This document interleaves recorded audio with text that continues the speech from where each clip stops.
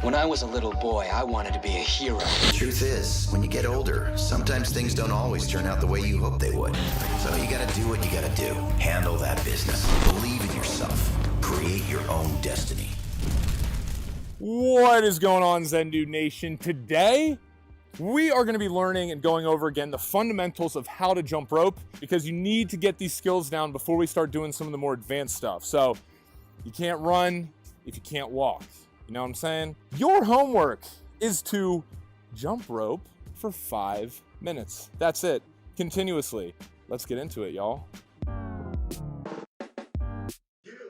All right, dudes and dudettes. So to start off, guys, we're going to start with sizing your rope. Now, it's super important to have the right jump rope cable length. And as you can see here, you can measure that by stepping in the middle of the rope and pulling the handles up to your nipple or chest area. And as you can see, the rope handle should be right underneath my armpit. So as you can see here again, now the recommended size for your rope, guys, if you are 5'10" or taller, your rope cable, excluding the handles, should be 3 feet taller than your height.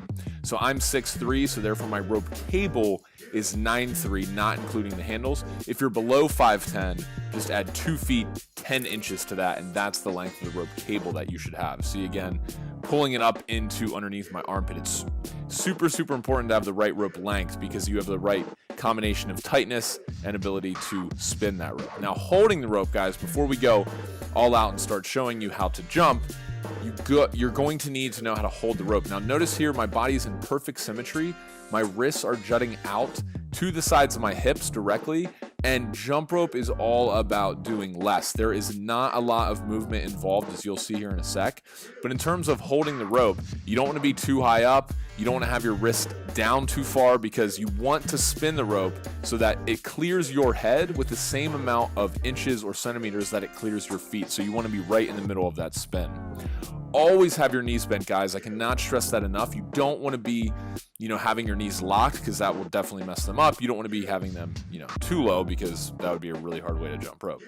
Anyway, next up, guys, we have get up on your toes. Okay, so with bending the knees, guys, you want to make sure that you're up on the balls of your feet, on your toes, the entire time you're jumping. You never want to be flat-footed, okay? And as you can see here, I'm jumping and I'm on my toes the entire time, and my feet are not coming any more than at the most 2 inches off the ground for regular bounce. So somewhere in the range of 1 to 2 inches is all that. And as you can see, I start going faster, and it requires that I actually jump lower to the ground. So now, putting it all together, guys, spinning the rope, check out my body movements here. As you can see, jumping rope is all about doing less.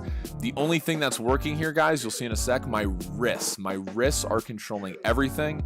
I cannot stress that enough. Some people jump too high and do almost like a butt kick, and you really want to focus more on your wrists, and the feet will follow, I promise. So check out here the wrists. Notice how I'm spinning the rope with just using my wrists, and my shoulders and everything above my elbows has no movement, as you can see here from the side. Look at that, perfect. Up on the toes, knees bent. I'm swinging the rope. Everything is controlled by my wrists, and I'm making sure that everything is staying nice and tight.